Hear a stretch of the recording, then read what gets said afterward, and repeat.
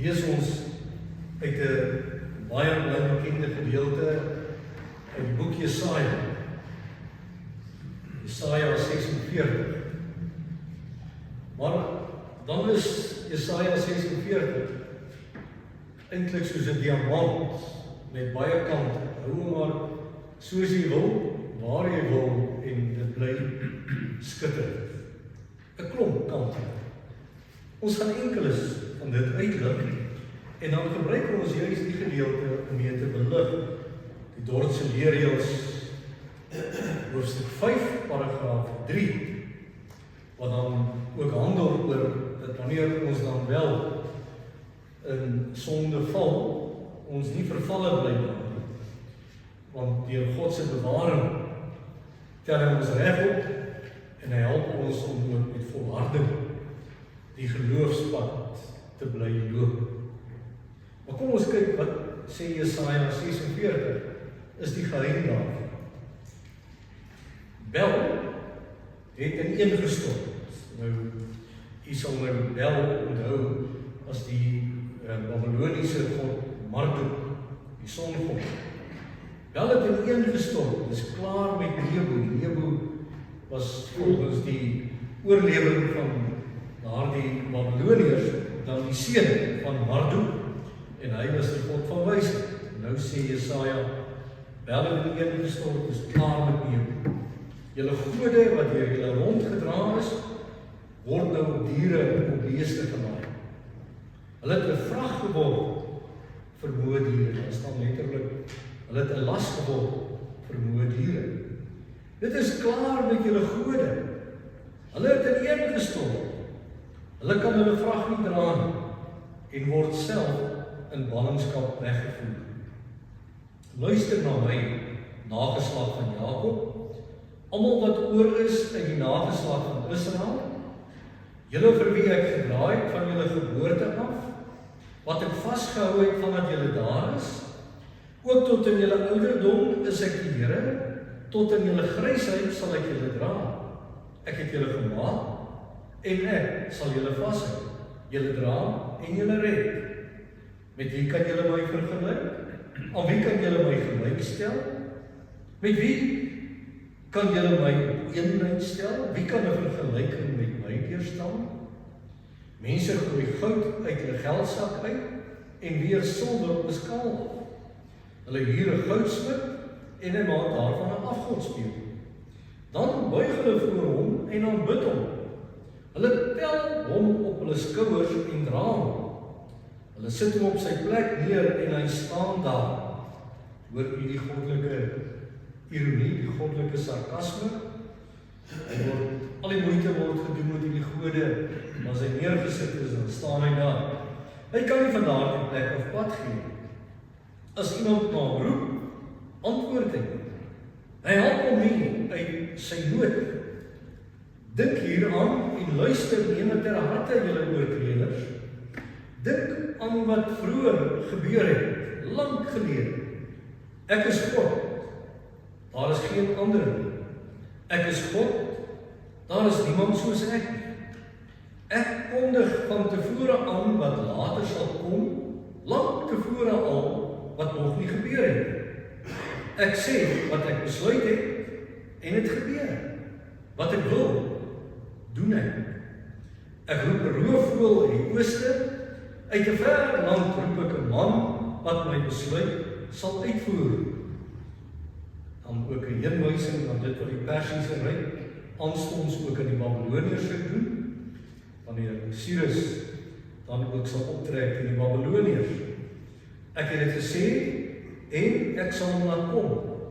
Ek het dit beplan en ek sal dit doen. Luister na my, julle hardkoppiges, julle wat geen redding verdien nie. Ek laat die redding nader kom, dit is nie meer ver nie. Die verlossing wat ek bring, sal nie lank uitbly nie.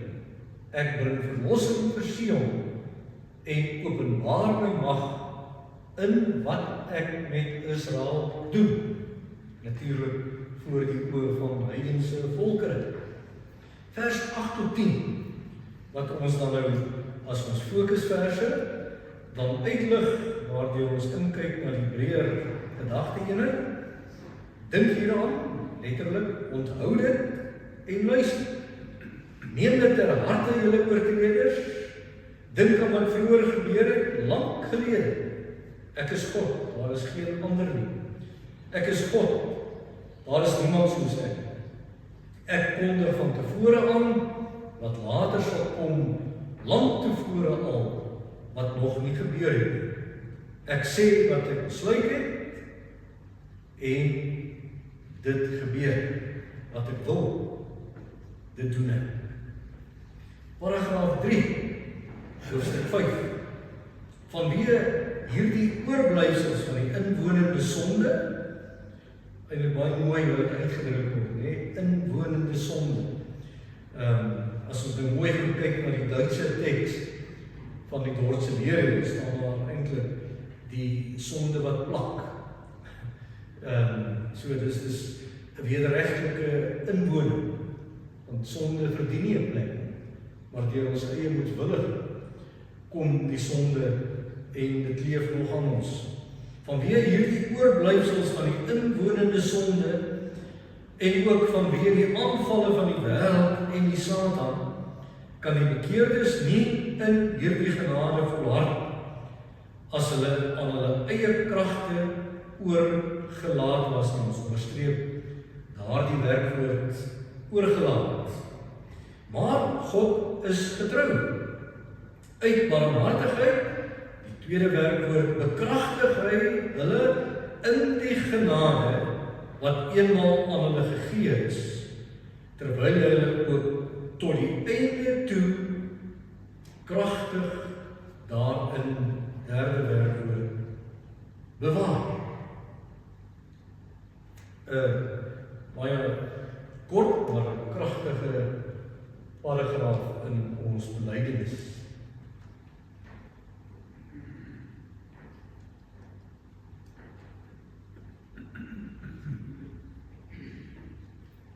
Broeder en suster, God werk nie op 'n lukrake manier. Hy werk nie maar net op 'n terloopse manier. Hy vat nie kanse met die wêreld of met ons lewens nie.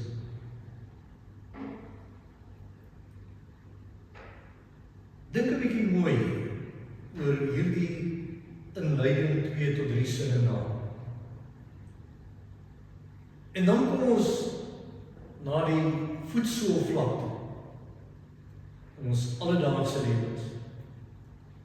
En dan betrap ons onsself dat ons taal en woordeskat gebruik wat dan baie naby kom aan dobbel. En kom ons noem dit maar 'n kans wat ons sou vat met die Here. Wanneer dit in my lewe anders daarna uitsien as wat ek graag wil hê dit uitsien. Wanneer my planne en my ideale en alles rondom dit nie 100% uitwerk en belyn word soos wat ek het graag wil hê, dan hoor ons hoe mense sê, maar hierdie hand wat vir my uitgedeel is nie 'n goeie hand nie. Of, nee, hierdie dobbelsteen het maar sleg in my lewe geval. Ek wil 'n groter getal hê. Nee, hierdie ou geringe getalletjie. Ons kon aangaan met die tipe taal wat ons gebruik wanneer dit met ons goed gaan. En ook kon noem hoe dit ons meermale sê, maar God is ver.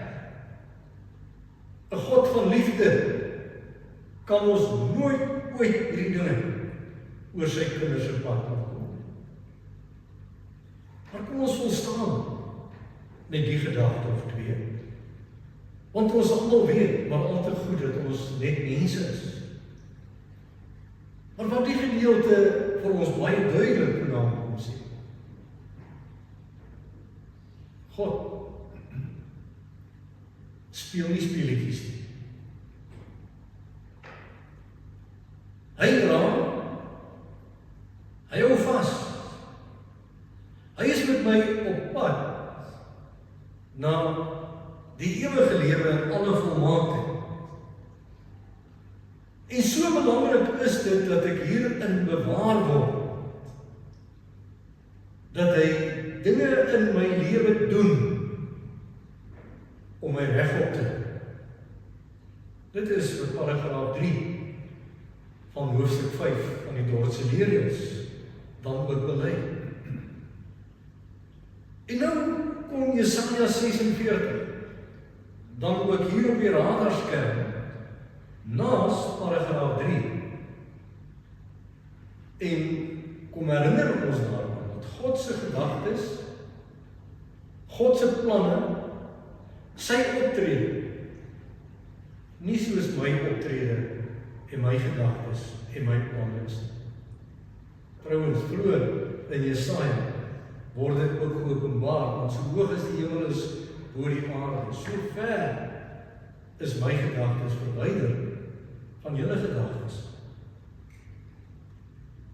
En miskien net voordat ons heeltemal afstap van hierdie gebrokenheid van menswees, word ons deur hierdie gedeeltes vanaand uitgenooi, broer en suster, om God nie te probeer met ons verstande te verklaar. Hy maak hom bekend soos wat hy bekend wil wees. Enige iets wat ek verder en dieper wil doen, gaan meebring dat ek eintlik hier in 'n doringbos tas. En hoe dieper ek daarin tas, hoe dieper druk ek my hande in dorings in. Want die dag en die oomblik, wanneer ek dan as 'n mens daarop kan roem, dat ek die Here verstaan, met eerbied gesê, die Here opgehou om God te wees. Andersdink, as 'n ouer, of as 'n ouma of 'n oupa wat met 'n kind perkie op die knie speel. Laat God nie toe dat ons met hom perkie speel en dan sê, nou is dit genoeg. Nou het ek ander dinge om te doen. Met ander woorde, waarop ons afstuur, broer en suster. God het 'n plan. Hy het 'n doelbewuste plan, nie alleen met my lewe nie, maar ook met hierdie wêreld waarin ons lewe. En hy voer altyd sy plan 100% uit. Hy gooi nie handdoeke nie. Hy het nie nodig om 'n plan B te bedink nie. Dit wat in my lewe gebeur, wat soms krom en skeef mag lyk, is steeds deel van die koördinate, steeds deel van hierdie koers wat die Here met my ingeslaan het. En nou sê Jesaja 46 vir ons, dat indien ek moet volhard, en indien die Here my op 'n wonderbaarlike wyse bewaar, moet ek ook sy krag raak sien. Krag wat beskryf word op 'n reg menslike vlak. Jy dra nie jouself. Jy hou nie jouself regop nie, al voel dit vir jou so. Jy word gedra. Jy word regop. En nou onderstreep ons die volgende gedagte waarmee ons probeer weergee wat Jesaja 46 en die Dordtse leerreëls hoofstuk 5 paragraaf 3 aan ons openbaar. En dan kan ons dit as volg noem: God, die totaal en al onvergelykbare een. Die onvergelykbare God wat geen gelyk het. Hy dra my vas.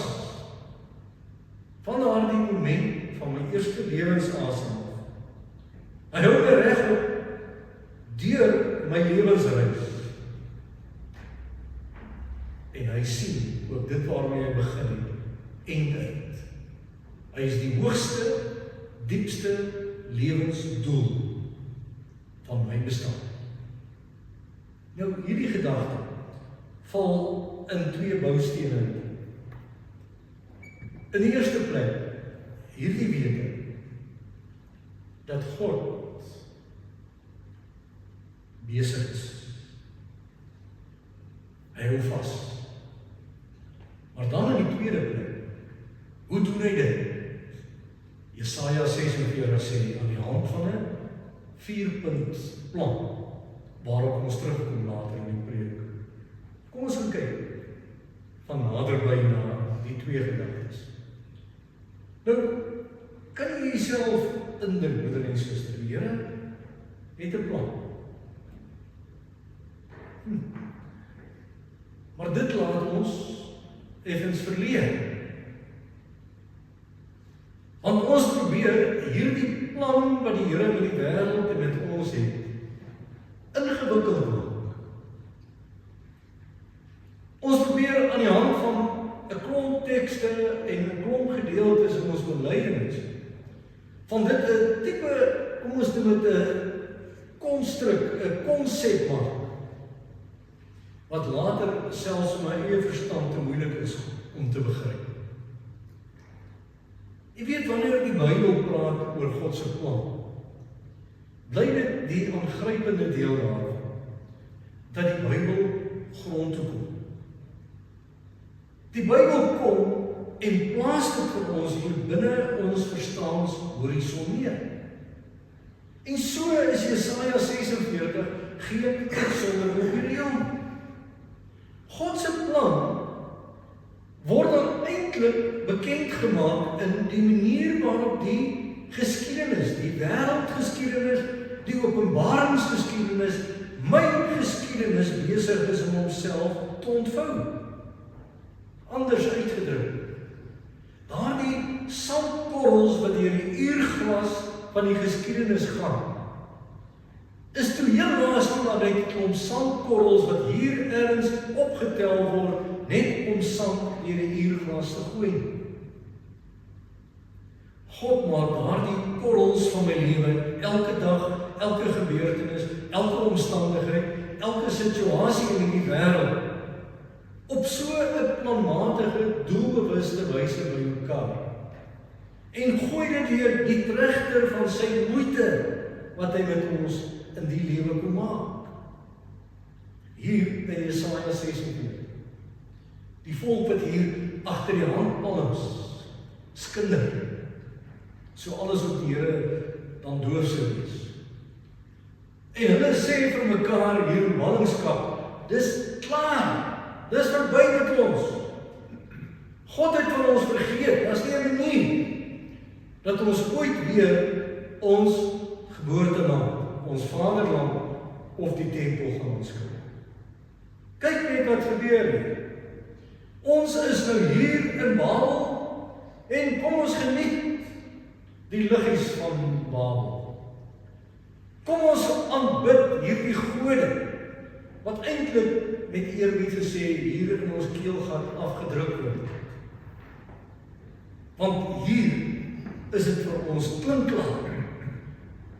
Die God wat ons al die jare aanbid, wat ons ouers en al die ouer mense ook hier in ballingskap laat sterwe het.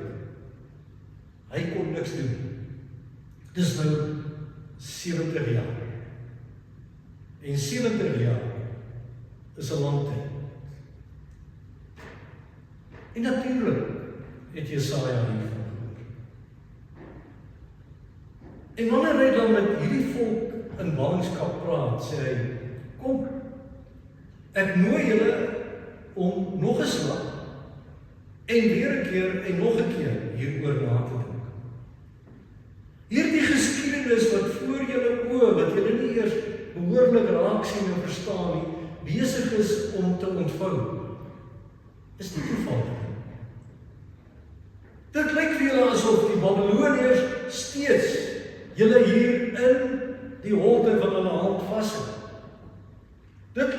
steeds asof die Babyloniërs dan eintlik sê wat in die wêreld gebeur, maar ek het nuus vir julle. Ek het reeds iemand geroep.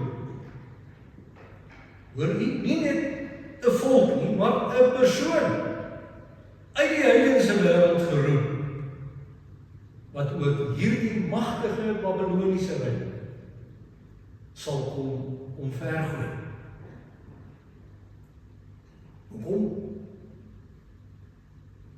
Hoekom moet die volk in ballingskap dit hoor? Want tot 3 keer toe praat die gedeelte van. Hulle moet nou onthou.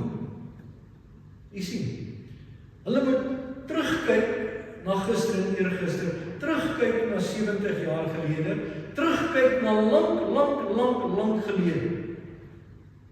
En in daardie terugkyk amper soos 'n vergeelde foto, moet hulle in dit wat die Here gedoen het, 'n wonderbaarlike uittog uit Egipte, 'n deurtrek waar hierdie skelfsee soos 2 blokke hier opgedam het en hulle droogvoets deurloop, en toe hulle deur is, toe sluit dit toe, soos 'n kragtige rotsblok. Hoe die Here hulle deur die woestyn gelei het, terwyl hulle voete nie geswel het nie, hulle klere nie verslyt het nie. En wanneer hulle terugdink aan die herinneringe, dan moet hulle foto, hulle gesig, hulle naam, hulle lewe in daardie foto inskryf. Hier en nou, sien jy? Hoe verlede eintlik soos 'n golf hier oor die hede kom spoel, en hoe dit wat God in die verlede gedoen het, wat hy nou in die hede besig is om te doen, eintlik moet voortstuur soos 'n kragtige brander, wat hier in hulle lewens moet uitbreek in terme van lewenshoop. Kyk wat sê Jesaja. Die Here kondig lank tevore aan. Hierdie woord aankondig wat hier gebruik word is, hy basyn dit uit. Soos daardie slaaf of daardie boodskapper wat op die oorlogsfront is, die heraut waarvan die Bybel praat, wat dan gestuur word terug na die vaderland en sê, die koning het oorwin, hy is op pad. En nou sê Jesaja, so seker het die Here dit aangekondig. So seker het hy dit gedoen. Dit gaan voor julle gebeur. Want niks wat hy sê, gaan nie in vervulling nie. Nou dink nou net vinnig weer, broeder en suster. Die politieke bedeling, wat ons nie alleen in ons eie land beleef, maar ook op internasionale gebied. Dit vat nie lang. En dan praat ons onsself baie moedeloos. Dit neem nie lang. En ons kom agter dat selfs te midde van mooi beloftes, selfs politieke partye en regerings, altyd ver tekort sien. Maar wanneer ons dan in daardie donker val, weer hierdie troos, die beheerkamer van die wêreld, word nie deur 'n regering bepaal. Eintlik skokkend, broeder en suster, dat die president van Amerika verlede Vrydag aand met groot trots kan uitroep en sê, ons is die magtigste volk in die wêreld. Ons is die magtigste volk. Nee, God het ons geroep omdat hy magtig is om groot dinge te doen, maar ons is die magtigste volk in die wêreld. En so kan ons na 'n klomp ander moontlikhede en regerings ook verwys. Maar moontlik lê iets van daardie gedagte ook dalk baie nader aan ons eie boesem as wat ons moontlik wil erken. God stuur, God beheer. En nou, broeder en suster, het u gewonder dat wanneer Jesaja hieroor praat, hoekom hy dan so 'n lang gedeelte aan afgode spandeer? Dit lyk vir ons asof dit irrasioneel is. Hy wil die volke vertroos, hy is besig om hulle te vertel van God se plan, hy is besig om hulle te vertel hoe die Here bewaar, hoe hierdie volk ook help deur hierdie smeltkroes om ook weer die verlossing te belewe, en dan gaan tokkel hy hier aan die snaar van afgode. Hy doen dit met 'n bepaalde rede, want hy lê 'n vertrouenstoetsing. Hy sê, julle wat nou sê, God het julle afgeskryf, die Here het vergeet. Hierdie gooitjies, hierdie afgode wat julle ook maar so lekker troetel hier in ballingskap. Ek het vir julle lees. Die twee hoofgode hier in Babylonië is so goed soos hulle by hulle einde gekom. Hulle gaan weggeraak word, hulle gaan weggevoer word. Hulle is al reeds 'n las in julle lewe. En hulle gaan nou nog 'n groter las vermoë en uitgeputte diere wees. Julle wat sien hoe die Babyloniërs hulle self stukkend sny. Hoe dit hulle knieë deurkruip en hierdie gooitjies kan nie terugpraat. Dis verby. Hierdie gode kan julle nie help nie. En dan kom hy by daardie punt wat hy vir hulle sê in vers 3 en vers 4 van Jesaja 46. Luister na my nageslag van Jakob. Almal wat oor is in die geslag van Israel. Julle vir wie ek gedraai het van julle geboorte af, wat ek vasgehou het van wat julle daar is, ook tot in julle ouderdom sê die Here, tot in julle grysheid sal ek julle dra, ek het julle gemaak en ek sal julle vashou, julle dra en julle red. Luister, kyk, daar was nie een dag Israel wat ek julle nie regop gehou het of nie gedra het. My moeite, en dis wie die woord dra wat hier gebruik word, beteken letterlik dat God moeite maak met sy kinders. Dit beteken dat hy persoonlike aandag aan elke mens gee. Of dit sou kon beteken hy ondersteun my, sy hande is onder my lewe, selfs wanneer ek voel asof ek spartel in die lewe. Hy gee persoonlike aandag aan my. Dink net aan die leeftydfases. Die goeie nuus van 'n baba wat gebore gaan word.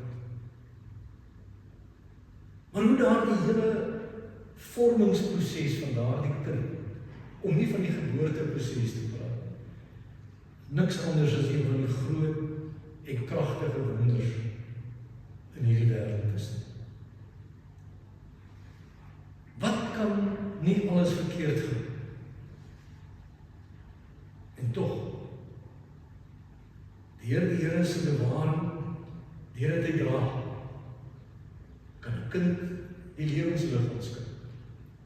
Maar wanneer daardie selfde kind later loop en val, vol knoppe, vol seerkry, en nog later ook met die wêreld daar buite te maak kry van teleurstellings, van persone wat hulle afknou, persone wat anders is as waaraan hulle gewoond is, dan dra die Here.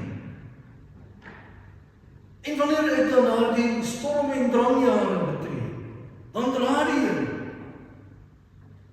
Wanneer ek daardie moeilike arbeidsveld betree en agterkom hoe kompeterend dit is, dan dra die Here my. En wanneer ek platgeslaan is, dan dra hy my. En wanneer die dag aanbreek van my grysheid, en dit vir my voel asof ek nie meer so vinnig en so mobiel is, dan dra hy my. U hoor, broer en suster, Israel, julle dra my nie, maar ek dra julle. Ek het julle deur hierdie ballingskap heen gedra. So, jou begin van jou lewensreis, die is in my hande. Jou lewensreis, die is in my hande. My seënende hande is deel van jou lewe. En ook, wanneer daar die grysheid aanbreek, sien nie, suigel, papbabietjie, en ook, wanneer ek die grysheid betref, is by God een en dieselfde. Soos hy die een dra hy die ander. En dis hoekom hierdie verse vir ons God se 4-punt plan benader. As herinnering om te sê, onthou, ek het jou gemaak. Ek hou jou reg op. Ek draai jou. Ek red jou. Met ander woorde, ek verlos uit gevaar. Ek gee hoop waar daar wanhoop is. Ek het jou gemaak. Ek hou jou reg. Ek draai. Ek red jou. Dis 4 woorde in 'n 4-punt plan, wat ons gerus as 'n opskrif ook in paragraaf 3 van hoofstuk 5 kan gaan skryf. En kan jy jouself indink, broeder en suster, dat God sê, ek het jou so goed, want ek het jou gemaak, ek weet hoe ek van jou kan verwag. Ek weet hoe vinnig jy met jou gedagtes op ander plekke is. Ek weet hoe swak jy is. Maar ek hou jou vas. En ek draai jou deur al die storms en deur al die moeë weerstand. En my seënende hand van redding laat ek oor jou skyn.